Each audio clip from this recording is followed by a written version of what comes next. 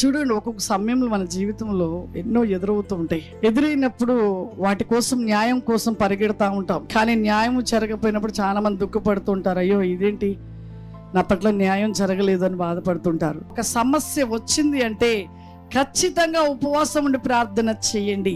ఖచ్చితంగా దేవుడు విజయాన్ని ఇస్తాడు, దేవుడు అద్భుతాన్ని జరిగిస్తాడు.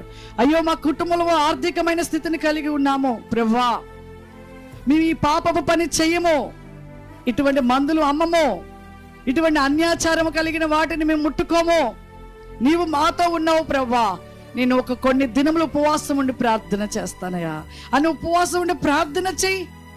నీకు దేవుడు సమృద్ధిని ఇస్తాడు, నీకు మంచి ఆరోగ్యాన్ని ఇస్తాడు, నీకు మంచి విజయాన్ని ఇస్తాడు.